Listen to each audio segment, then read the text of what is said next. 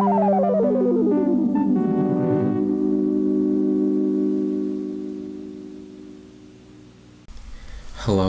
and welcome back to another lecture video.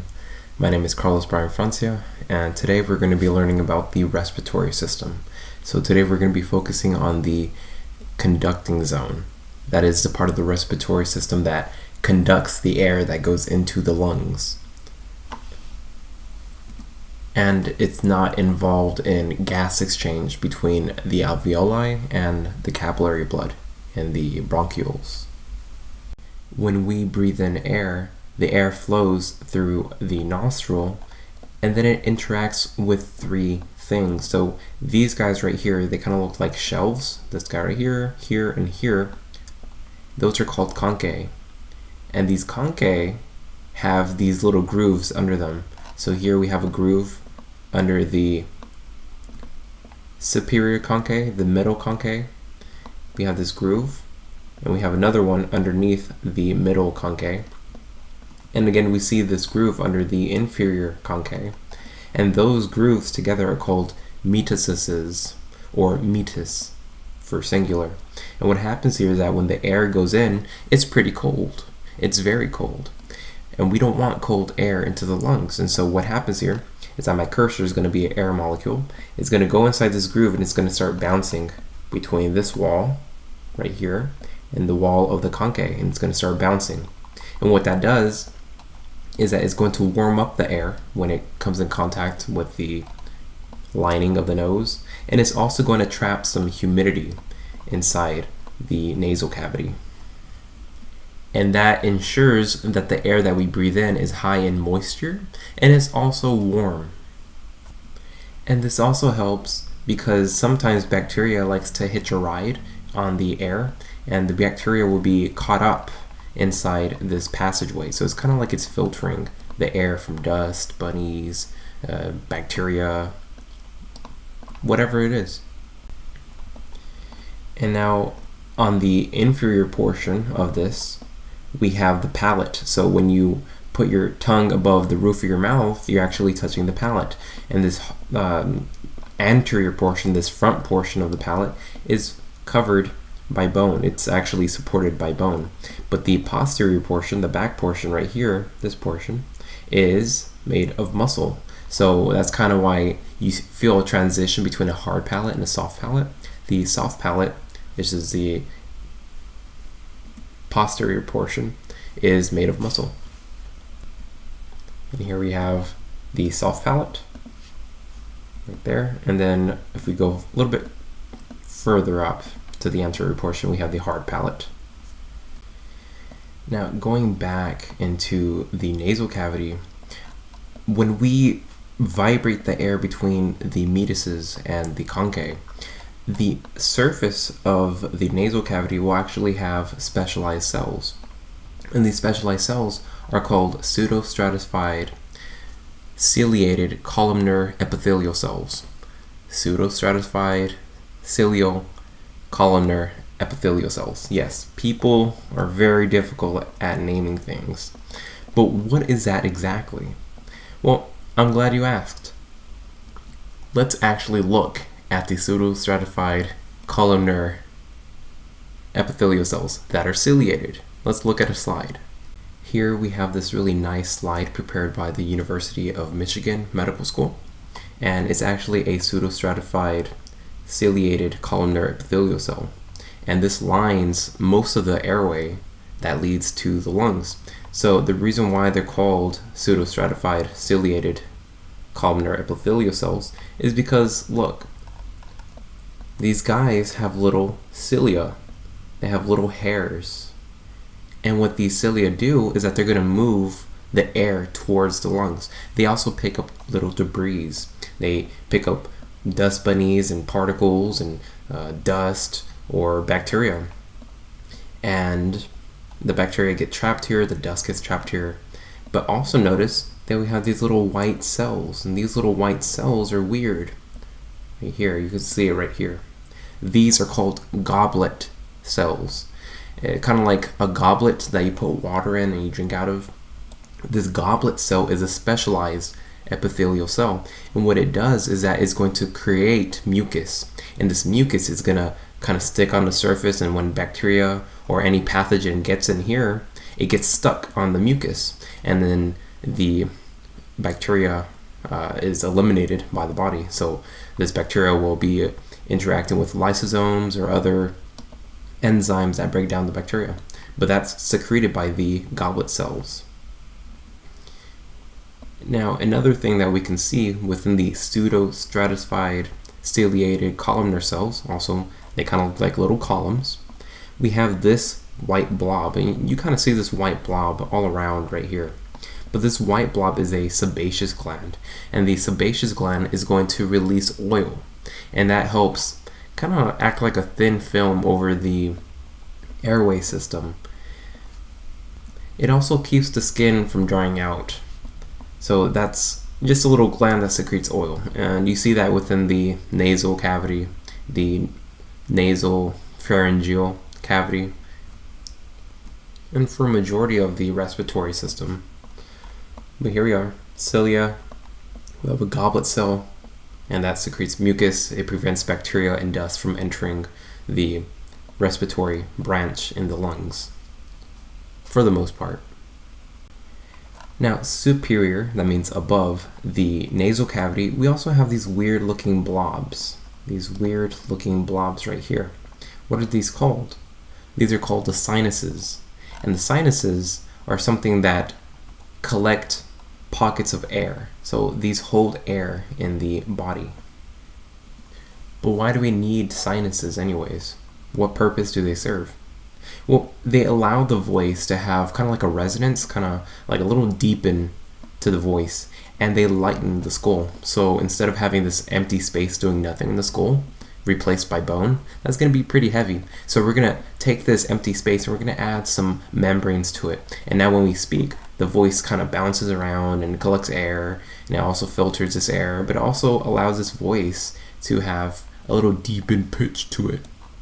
So without these little sinuses, we would have Mickey Mouse voices. And you may notice that these sinuses kind of flare up when you have allergies or when you have a bacteria infection. So they are prone to being infected. So what are the sinuses? The sinuses right here, these one that kind of look like antlers, these are called the frontal sinus. This is the frontal sinus. The one right here, it's kind of like under your eyes, on your cheeks. These are called maxillary sinuses. Maxillary sinuses.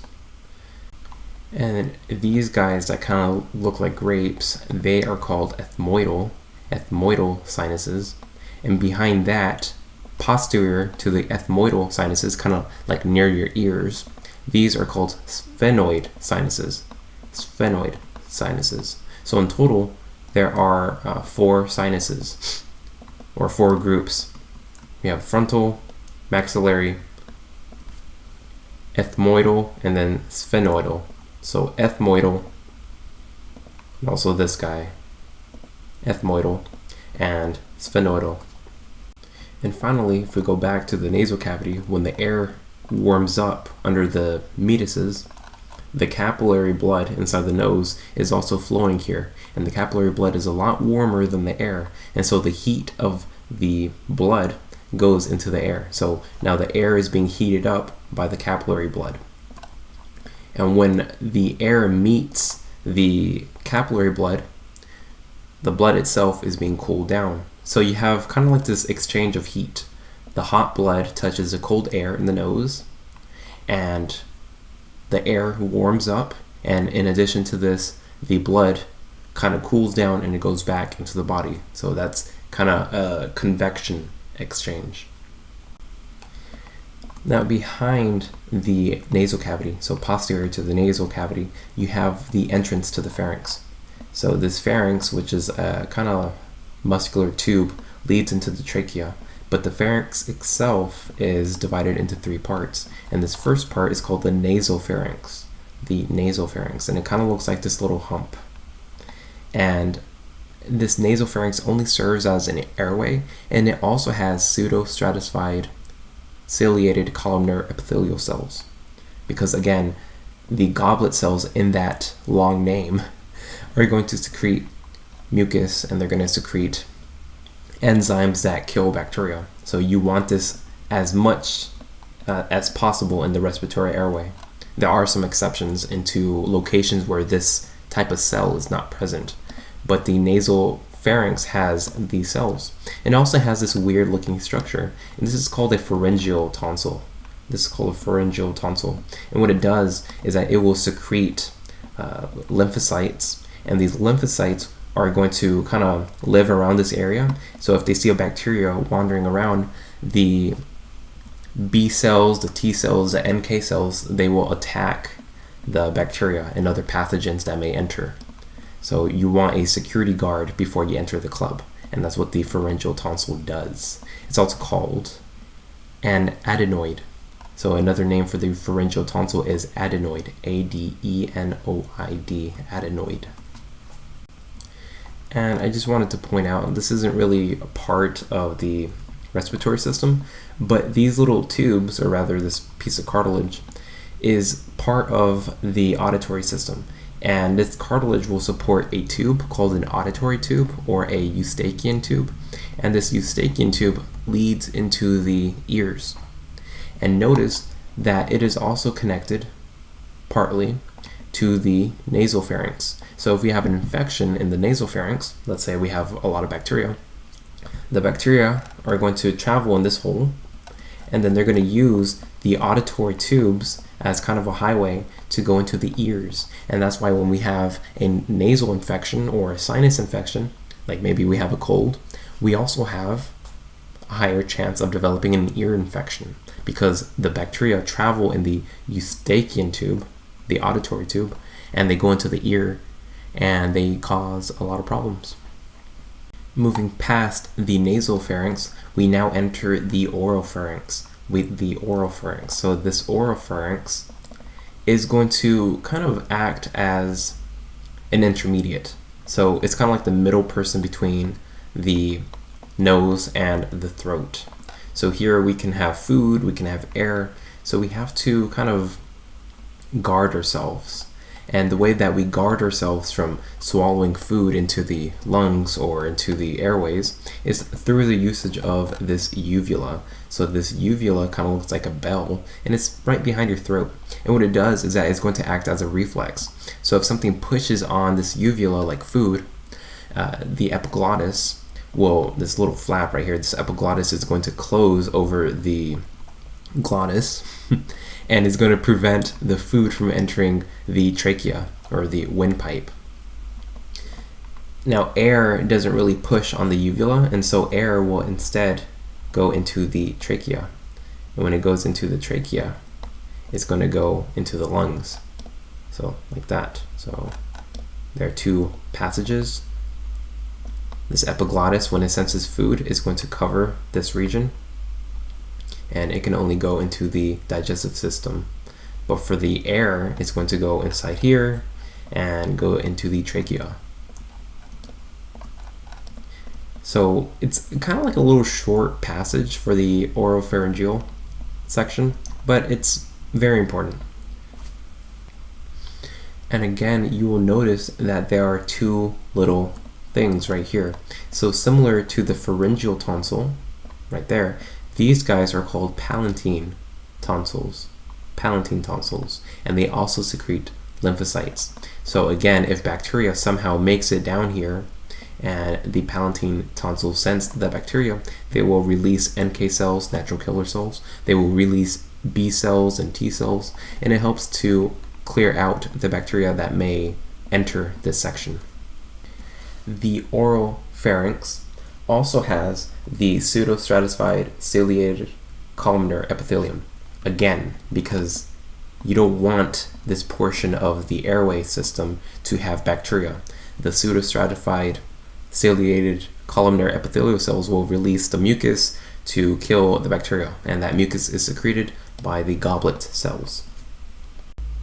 As we continue to go down from the oropharynx into the laryngopharynx, which is this lower portion right here, we transition from pseudostratified ciliated epithelial cells into stratified squamous epithelial cells.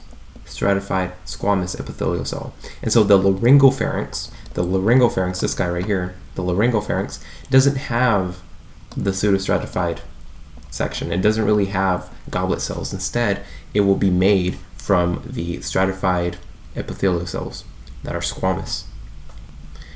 And now, within the laryngopharynx, the front of it will open into the respiratory system, which we will continue, while the back portion will open into the digestive system. So if we swallow food, it will go into the stomach or the esophagus, and if we take in air, it will go into the trachea and then into the lungs. But this portion of the respiratory system is different from the other portions of the respiratory system because the laryngopharynx is made from a stratified squamous epithelial cell and not pseudostratified ciliated epithelial cells that are columnar. And now we have the larynx. So we went from the nasal cavity to the pharynx, which had 3 sections: the nasal pharyngeal section, the oropharyngeal section, and the laryngopharyngeal section. And now we have the larynx. And past the larynx is going to be the trachea, and the trachea leads into the lungs. Now the trachea is again a little bit different because right behind it is the laryngopharynx that is made from the stratified squamous epithelial cells. And again, we're going to have this epiglottis. When we breathe in air, this epiglottis is relaxed and the air goes into the trachea. When we eat food, the uvula will trigger the epiglottis to kind of close over this section and allow the food to go into the digestive system. So that's different. The larynx is also where we have our voices. So our voices arise from the vocal folds right here. So this is a vocal fold right here. And what this vocal fold does is that the thicker it is or the thinner it is, the deeper our voice. So if we have a thick vocal fold, we will have a deeper voice. And so women have a vocal fold that is kind of thin compared to a man's vocal fold for the most part. So that's why they have like higher pitched voices, because this fold right here is about 60% thinner than a man's vocal fold. And let's actually hide this portion of the laryngopharynx. Well, let's hide this. Or we can fade it, I guess. Well, let's actually hide. When we hide these structures, it becomes apparent that the epiglottis is not just a muscle by itself. It actually has a cartilage associated with it.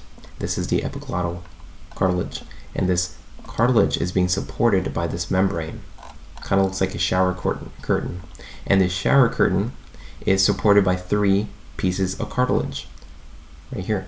So the first part is called a cuneiform cartilage. Cuneiform cartilage.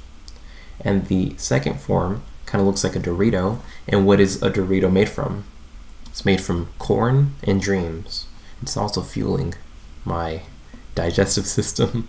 So that's called a corniculate cartilage. It looks like a Dorito. And above, underneath this corniculate cartilage is the arytenoid cartilage. So arytenoid cartilage wears a hat, and this hat looks like a little Dorito. It's made of corn. Corniculate. It actually kind of looks like the baby version of a arytenoid cartilage. And above this, hidden from view, is the cuneiform cartilage. And together that supports the membrane that supports the epiglottal cartilage. And the epiglottal cartilage supports the epiglottis. On the anterior portion of the larynx, we have the thyroid cartilage. And this thyroid cartilage has this nice little ridge right there.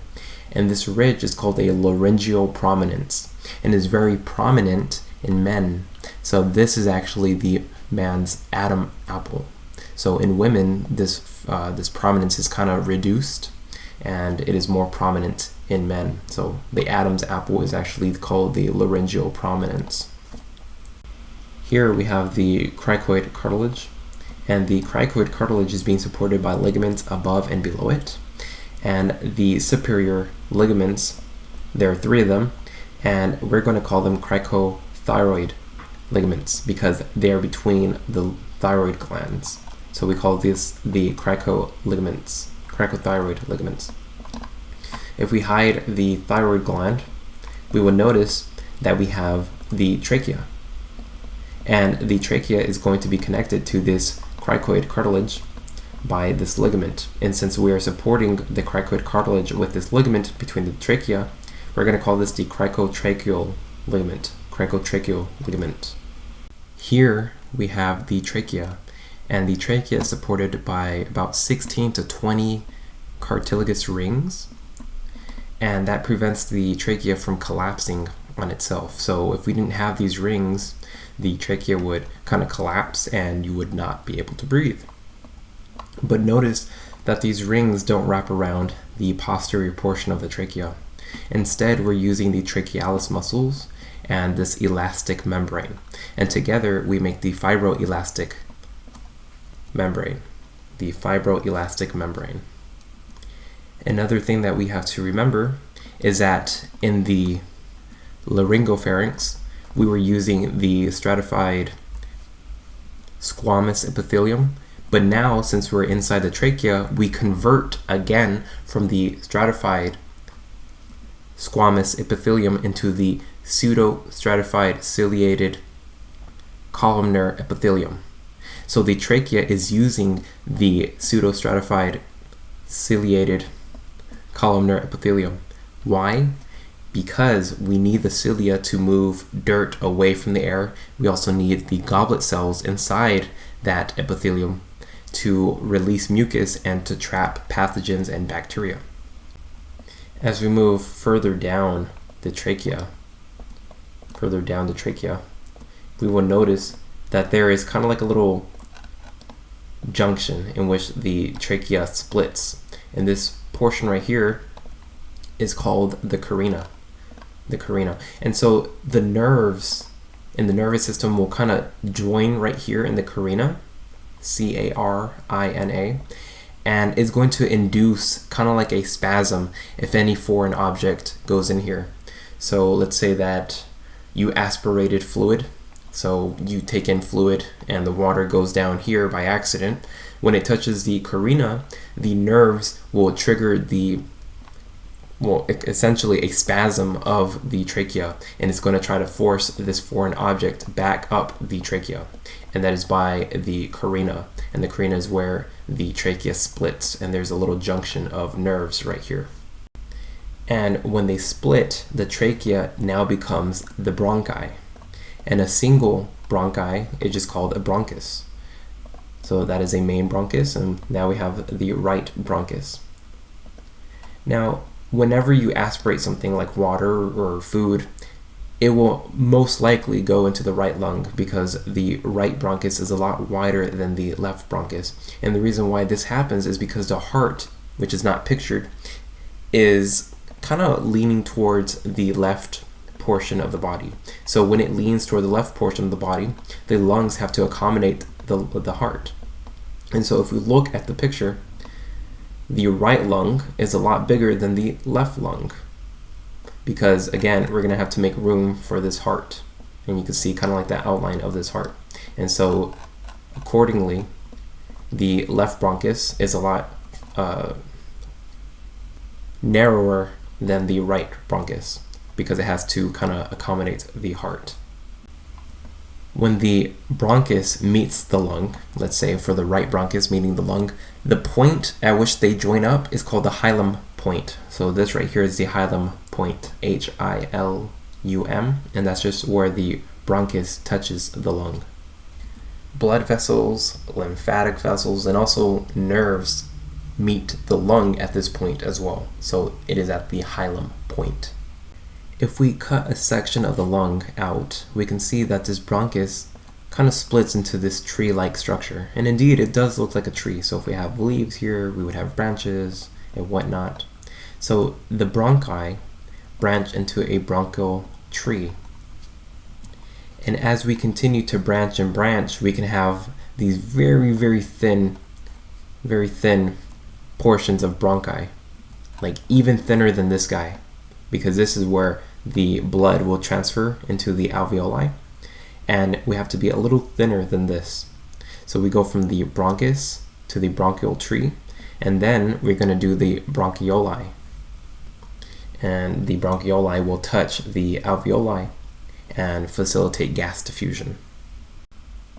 So we go from the bronchi to the bronchial tree, and from the bronchial tree we keep splitting and splitting until we get smaller and smaller, and we become the bronchioles.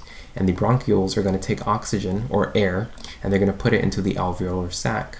Now, one important thing to notice is that the respiratory mucosa also uses the pseudostratified ciliated columnar epithelial cells, because we don't want any bacteria in here. We want it to be sanitary. So the air travels here and is going to meet, it's going to accumulate in this section called the alveolar sac. So this is the alveolar sac. And here we have these little thin membranes. So when the alveolar membrane meets the capillaries, it will form the respiratory membrane. So notice that we have the pulmonary capillary, and the pulmonary capillary is deoxygenated. So we need oxygen. So when the pulmonary capillary touches the respiratory membrane, the high pressure of oxygen within the alveolar sac will push itself, it will diffuse into the pulmonary arteries. So now we see this transition of blue into red. So we go from deoxygenated blood into oxygenated blood. Likewise, there's a high concentration of carbon dioxide in this pulmonary capillary. So the high pressure of carbon dioxide will shoot itself into the alveolar sac. So we go from a high concentration of oxygen within this alveolar sac into a high concentration of carbon dioxide in this alveolar sac as time progresses. And that's like in a second. And so this high concentration of carbon dioxide will go back up, and it's going to be exhaled. The alveola are made from two different types of cells. And the first cell is something that you commonly see. It actually makes up the border of the alveola, and it makes up the respiratory membrane that meets the capillaries. And that's the type 1 alveolar cell. And it's not shown in this picture, or I guess in this 3D diagram, but periodically you will see different little cells on the border. And these cells are called type 2 alveolar cells. And the whole purpose of a type 2 alveolar cell is to secrete a special type of fluid. And that fluid is called surfactant. And what surfactant does is that it will help retain surface tension in the alveola. Why do we need that? When you exhale, the alveola shrink. They go from expanding with a lot of air to shrinking with a little bit of air. And the surface tension is necessary because you don't want the alveola to completely collapse. In addition to this, we also have these little fiber looking things, and right here these are elastic fibers. So again, that is to help retain the shape of the alveola as it contracts, as it shrinks. And partly it also helps the alveola from overexpanding. Now remember that within the bronchi we're using the pseudostratified ciliated columnar cells, epithelial cells. In addition to that, we also have some macrophages roaming around the alveola. And if by chance, for some reason, a little bacteria or pathogen is in here, then the macrophage, the alveolar macrophage, is going to nibble on the bacteria. And finally, you'll notice that these little alveola have these pores right here. They kind of look like little holes. And what that does is that it allows each of the alveolar sacs, or I guess the little bulbs, to fill uniformly. So if we didn't have these pores, then most of these alveolar sacs would not receive as much oxygen or as much air as they could. And so these pores allow for the entire sac to fill with air.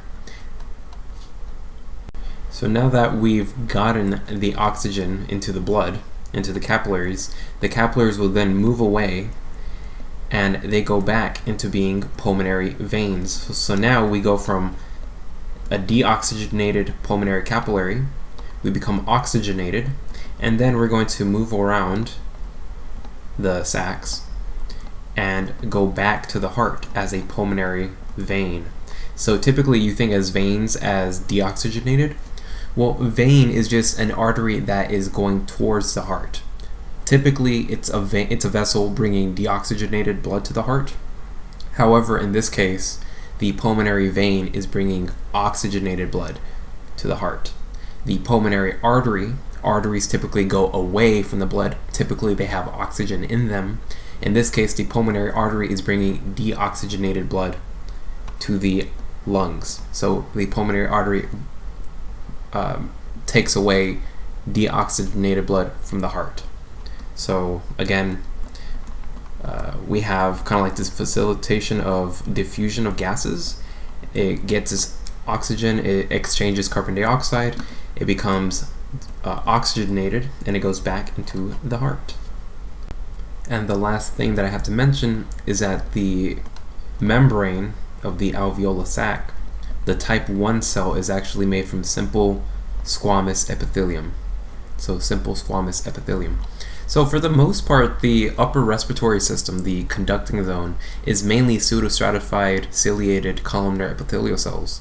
You will have that transition of simple squamous epithelial cells within the laryngopharynx.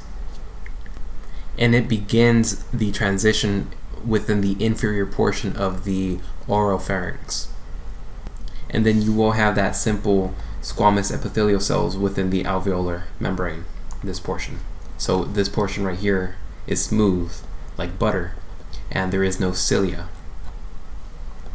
However, the bronchi will use the pseudostratified ciliated columnar epithelial cells. And that is all we have for today's lecture video. So thank you so much for learning with me and for taking time out of your day to learn. So again, you've been awesome, and just know that you are amazing, and I love you. Take care, and goodbye.